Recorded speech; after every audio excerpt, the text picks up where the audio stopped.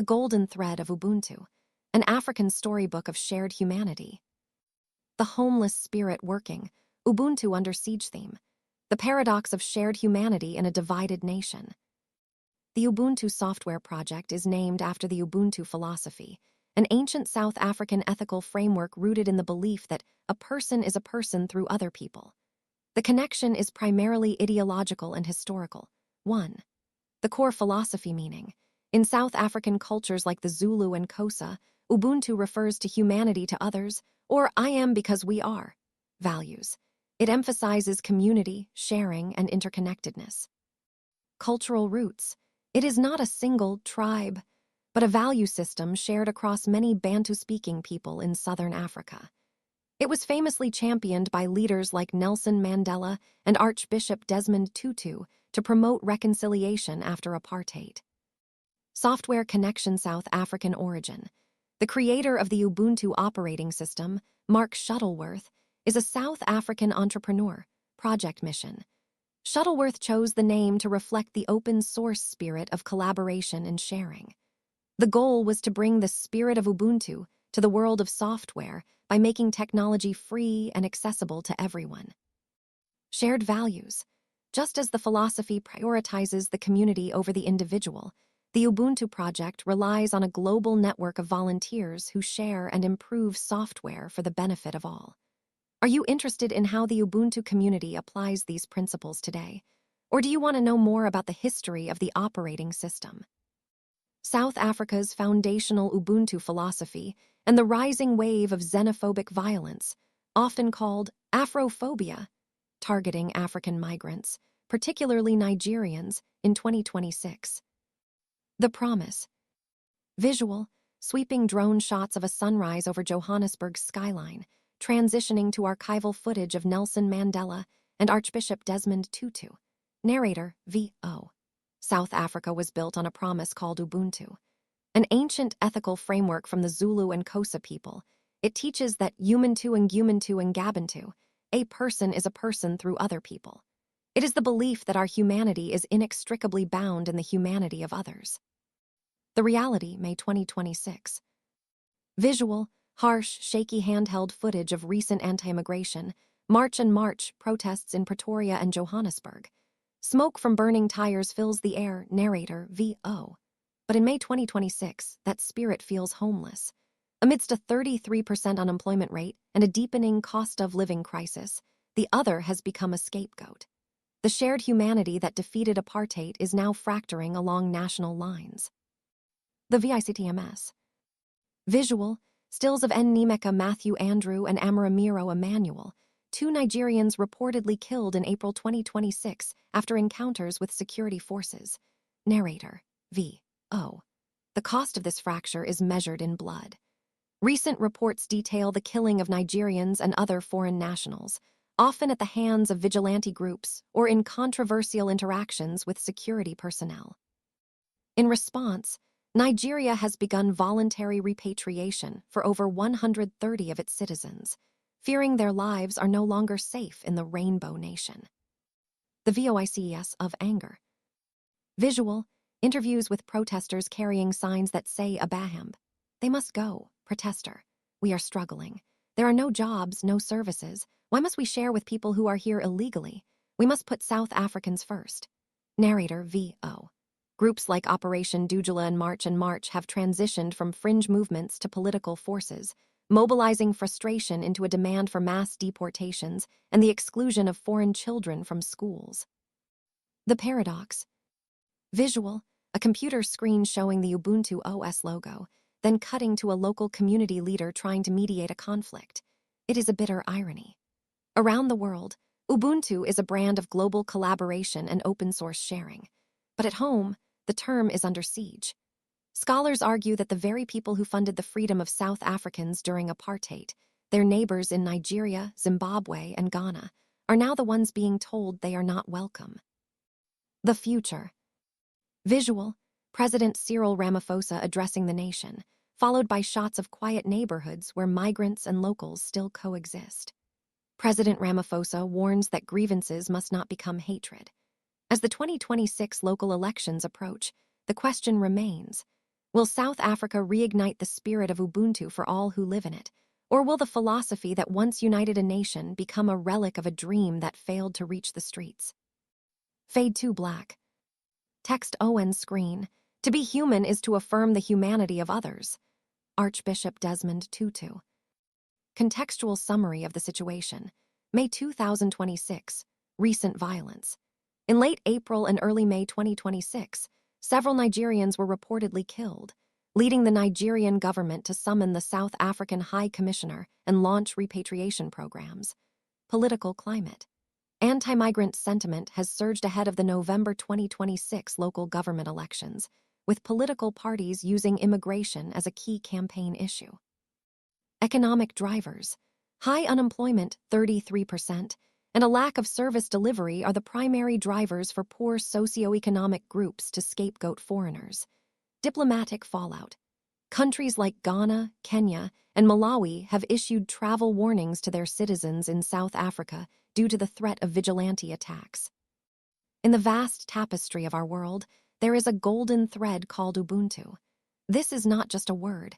It is an ancient spiritual heartbeat originating from the Bantu-speaking people of southern Africa. It carries a profound truth. Ubuntu and Gabuntu. A person is only a person through other people. The spiritual root, the web of souls. Once in the rolling hills of the Zulu and Xhosa lands, the elders taught that no soul is an island. Spiritually, Ubuntu is the recognition that we are all mirrors reflecting one another. If you are hurting, my own humanity is diminished. If you thrive, the world grows brighter. This sacred interconnectedness was the medicine that healed a nation after the darkness of apartheid, championed by spirits like Nelson Mandela and Desmond Tutu. They knew that to forgive the other was to heal the self. The digital bridge, humanity and the machine. As the world moved into the age of silicon and code, a South African visionary named Mark Shuttleworth looked at the cold world of technology and saw a chance to breathe this ancient soul into it. He created Ubuntu software. In the spiritual sense, this wasn't just an operating system. It was a digital manifestation of the village. While other software built walls of gold and proprietary gates, Ubuntu was built on the spirit of the open source. It invited a global tribe of volunteers to share, build, and give freely.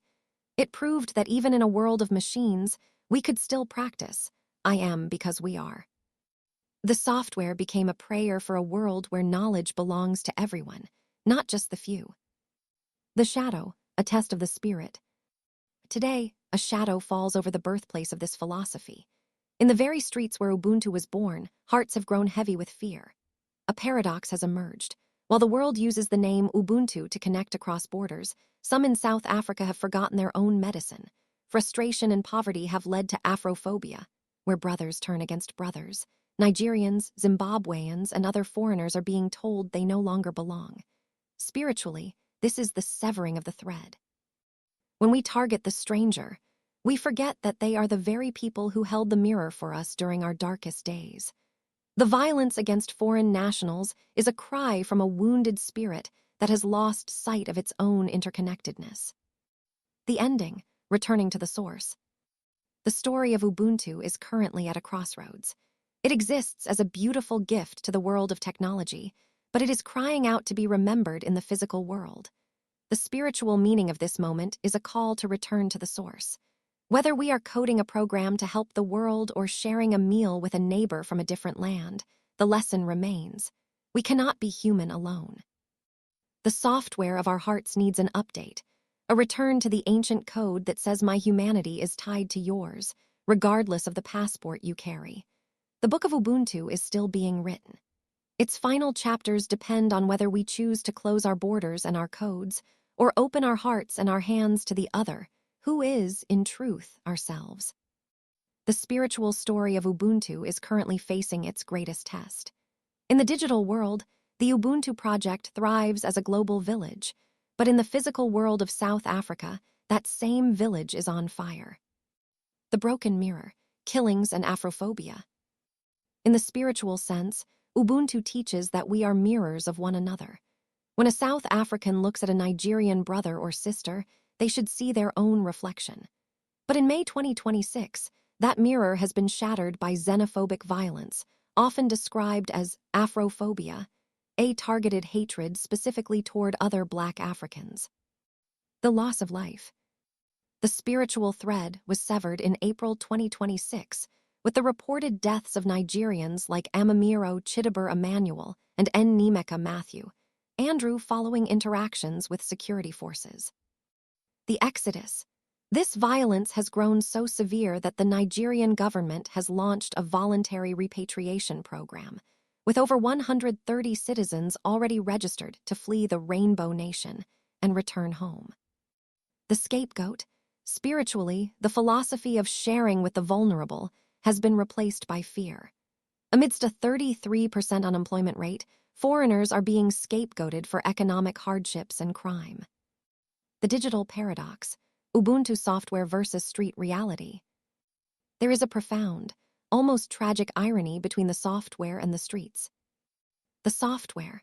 Millions around the world use Ubuntu software to collaborate across borders, believing in the open-source mission that knowledge should be free and shared. The street. In the very neighborhoods where this philosophy was born, foreign-owned businesses are being looted and burned. While the software connects the world, the reality in South Africa is one of disconnection and displacement. The spiritual call, finding home again. Scholars of Ubuntology argue that Ubuntu becomes homeless when we render our fellow human beings homeless.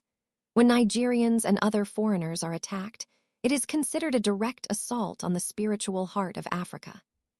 In the storybook of our modern era, the code needs an update. Just as software needs patches to fix bugs, the social code of South Africa needs a return to its original values of empathy and oneness. The village must expand. Civil society groups are currently marching to Constitution Hill to demand an end to scapegoating, reminding the nation that no African should be unsafe in another African country. The choice. We are at a crossroads. We can either live by the closed-source spirit of fear and borders, or we can reboot our humanity to the open-source spirit of Ubuntu, where every person's dignity is protected. The story is not over. The global Ubuntu community, both digital and spiritual, is watching to see if the birthplace of this philosophy can once again live by the creed. I am because you are. Story of the Great Weaver. It is a spiritual warning, a prophecy written in the language of both ancient spirit and modern code. The Great Loom and the Golden Thread. In the beginning, the Great Weaver gave the people of the South a gift, the Golden Thread of Ubuntu. This thread was not a physical string, but a spiritual frequency. It vibrated with the truth that every soul is a node in a vast, living network. If one node is cut, the entire web of the continent begins to unravel. When Ubuntu software was born, it was an attempt to digitize this golden thread. It was a message to the world. Look, even the cold machines can be warm if they are governed by the law of the heart. It was a digital prayer for a borderless humanity. The shadow of the severed thread, but a shadow has crept over the loom. In the streets of Johannesburg and Pretoria, the golden thread is being hacked away by the blade of fear. When a Nigerian brother is hunted, or a foreign mother's shop is burned, a spiritual system failure occurs.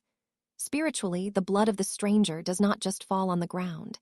It seeps into the spiritual foundation of the land itself. To the universe, there is no foreigner. There is only the other self.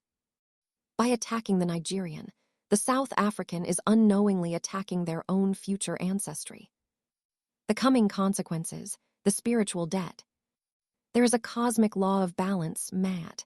When a nation is given the gift of a high philosophy like Ubuntu and chooses to act in its opposite, xenophobia, a spiritual debt is created.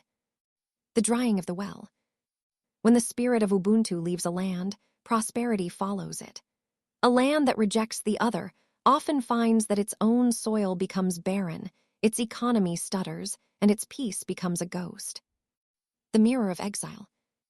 Those who make others refugees often find themselves becoming refugees in their own hearts, restless, fearful, and unable to find the very security they sought to protect. The digital collapse.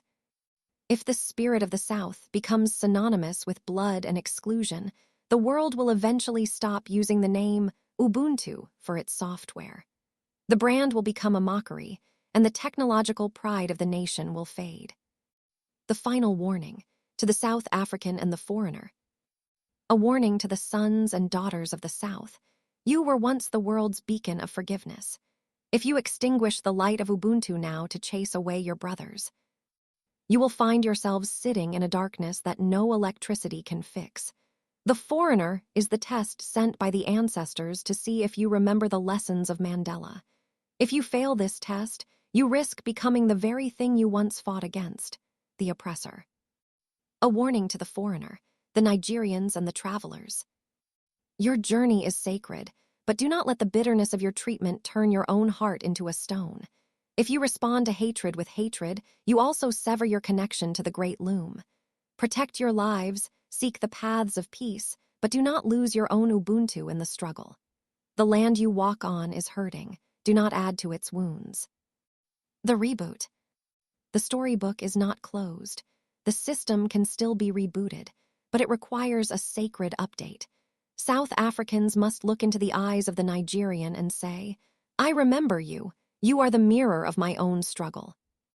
Only then will the golden thread stop fraying. Only then will the software of the nation run without the bugs of violence and the viruses of hate. The loom is waiting. Will we weave a shroud or a wedding garment for the continent? To restore the spiritual and political balance of the continent, the weavers must move from words to action. Here is how the healing rituals and leadership interventions are unfolding in this critical chapter. Spiritual rituals, healing the fractured web. At the grassroots level, people are turning to ancient Afro-spiritualism to cleanse the land of the shadow of xenophobia. Spiritual revival and cleansing. Communities are organizing gatherings like the spiritual revival and prayer session to restore peace and release the burdens of hatred. These rituals aim to wash away the medical xenophobia and spiritual viruses that prevent neighbors from caring for one another. Ancestral reconnection. Healers are using a blend of technology and tradition to reclaim indigenous wisdom that values the communal soul. Rituals such as the Ikea Lesithaniwa workshop emphasize deep emotional healing and the power of forgiveness as a way to strengthen the spiritual connection between different African people. Voices of the soul. Artistic rituals in disguise, such as poetry and sound journeys, are being held to connect consciousness through shared human experience, helping to mend the voices that have been silenced by violence.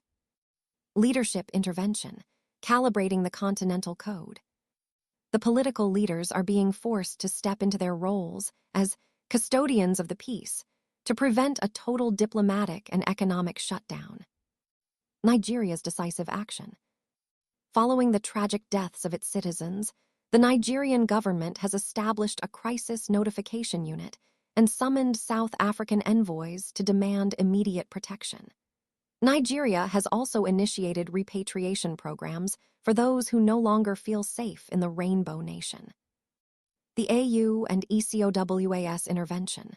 West African leaders, through the ECOWAS Parliament, have ordered formal investigations into the violence. Ghana has gone further, demanding that the African Union, AU, place these attacks on its official agenda for the June 2026 summit in Egypt, calling them a threat to the African Continental Free Trade Area. Continental warning. Countries like Kenya, Malawi, and Zimbabwe have issued urgent safety warnings to their citizens, signaling a potential isolation of South Africa if the spirit of Ubuntu is not restored. The spiritual warning, the price of the silence. The ancestors and the laws of the universe are watching. If South Africa's leadership prioritizes votes over the safety of other Africans, the spiritual debt of the nation will only grow. True Pan-Africanism is not a speech. It is a disciplined political project where an African national can never be a foreign national on African soil. The reboot requires more than just stopping the violence. It requires a comprehensive national strategy to dismantle vigilante groups and return to the fundamental values of the South African Constitution, the legal script of Ubuntu. the unfolding story of Ubuntu is entering a critical phase of diplomatic confrontation and physical relocation. The digital ideal of sharing is currently being tested by the hard realities of national borders and the safety of human lives. The diplomatic confrontation. The AU Summit in Cairo, June 24-27, 2026. In the grand halls of Cairo, Egypt, the spiritual debate over Ubuntu will reach its political peak at the African Union's 8th mid-year coordination meeting. The accusation. Ghana has formally requested that xenophobic attacks in South Africa be placed on the official agenda. They argue these attacks are a direct assault on the spirit of Pan-Africanism and the collective support African nations gave South Africa during the struggle against apartheid. The defense. South Africa has called this move regrettable.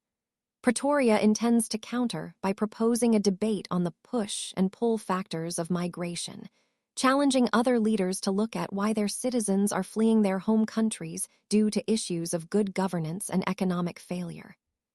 The tension. This summit will be a spiritual trial for the continent. Leaders must decide if Ubuntu is a binding law that protects all Africans or merely a beautiful word that can be set aside when economic times get tough. The physical migration, repatriation of the displaced. While the leaders argue in Cairo, the village is already beginning to shrink as Nigerians prepare to leave their homes in South Africa. The evacuation plan. Nigeria's foreign minister, Bianca Odumegwu, has officially launched a voluntary repatriation scheme. This is a safety reboot for those who feel the environment has become too toxic to survive. The registered souls. As of early May 2026, at least 130 Nigerians have officially registered to be flown home.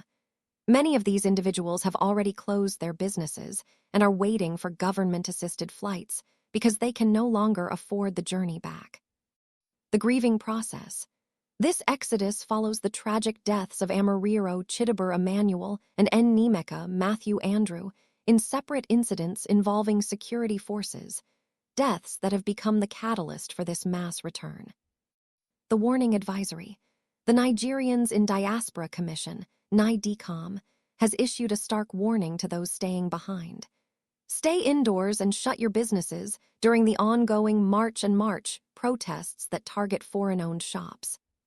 The spiritual conclusion. The repatriation flights are more than just transport. They are the physical manifestation of a fractured Ubuntu.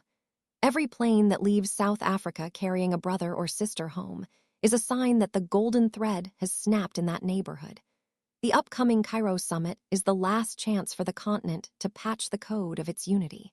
If the leaders cannot agree on how to protect the stranger, the spiritual debt of the region will deepen, and the name Ubuntu may eventually be remembered only as a software program, rather than a way of life. The sun begins to set behind the Johannesburg skyline, bathing the city in a deep, radiant gold, the same color as the spiritual thread that once threatened to snap. Our story does not end with a flight of fear, but with a great awakening. The heart's great update. In the very streets where shadows once lingered, something miraculous happens. A group of young software developers from Lagos and Cape Town sit down together. They use the Ubuntu operating system to build a platform that doesn't just share data, but shares stories of human connection. They call it the Ubuntu patch. They realize that if the software governing the world's computers is built on cooperation, then the social software governing our streets must be reprogrammed for love. The return to the circle. In Cairo, during the Great Summit, the atmosphere shifts. Instead of pointing fingers, the leaders of Nigeria and South Africa stand together. They announce the Charter of the Golden Threads. They declare that no African shall ever be a stranger on African soil. The legacy of Mandela and Tutu is no longer treated as a dusty monument, but as a living, breathing code that must be updated daily with acts of kindness. Healing the soil. Back in the neighborhoods, the rebuilding begins. A South African elder reaches out to a Nigerian merchant among the ruins of a shop and says, "I forgot that without you, I am not whole. Forgive me." In that moment, the spiritual debt is settled. The ancestors smile, and the system failure of hatred is permanently deleted from the land. The eternal legacy. The storybook closes on a scene of children playing in the twilight. They do not know of passports, borders, or foreigners. They only know that they are stronger together. Ubuntu is no longer just a name on a computer screen. It has returned to its rightful place as the heartbeat of the people. The golden thread is mended, stronger, and more luminous than ever before. The world looks to the south and finally learns the most important lesson of the human journey. I am because we are. And because we are, all things are possible. Applying the spirit of Ubuntu in our modern, often disconnected world is like installing a humanity update to our daily lives. Here are a few practical ways to weave that golden thread.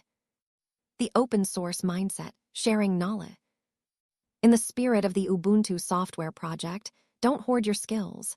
If you know a shortcut, a solution, or a better way to do something, share it freely with your peers. Action, mentor someone younger, or offer your expertise to a colleague, without expecting a trade in return. Practice human-centric listening. Ubuntu teaches that we see ourselves through others. Often, we listen just to respond, rather than to understand. Action, in your next conversation, focus entirely on the other person's perspective. Validate their feelings before offering your own. This acknowledges their humanity and strengthens your connection. Seek the third way in conflict. In the Western world, we often see things as win or lose. Ubuntu looks for reconciliation, a way for the community to stay whole. Action, when you have a disagreement, instead of trying to win the argument, ask, what solution helps both of us stay connected? Recognize the invisible villagers. We often ignore the people who make our lives run, the delivery drivers, the cleaners, or the security guards. Action, practice the Zulu greeting Sawubona, which literally means I see you. Make eye contact, use people's names, and acknowledge their contribution to your day. Digital Ubuntu, online empathy. The internet can be a place of system errors, hate, and division. You can be a patch for that system. Action, before posting a comment, ask yourself, does this affirm the humanity of the person on the other side of the screen? If not, don't press send. By doing these small things, you become a custodian of the golden thread, ensuring that the philosophy of I am because we are lives on in the real world. To close our journey, we weave the final threads of Ubuntu into the two most important circles of our lives, where we work and where we live. The final chapter, the living village. In the business circle, the professional web, Ubuntu in business transforms a company into a community. Instead of a ladder where you climb over others, it becomes a circle where everyone rises together. The shared success. When a team wins, celebrate the collective effort rather than just the star. The compassionate code. If a colleague is struggling, don't see them as a broken part of the machine. Ask, what does the community need to do to support you? This creates a loyalty and innovation that no salary can buy. In the neighborhood circle, the local web, your neighborhood is the physical soil where the golden thread is planted. The open gate, break the fear of the stranger by being the first to say hello. Host a community patch day where neighbors share tools, seeds, or stories. The shield of protection. Just as the story warned against targeting foreigners, your neighborhood becomes a sanctuary when neighbors look out for one another's safety and dignity, regardless of where they were born.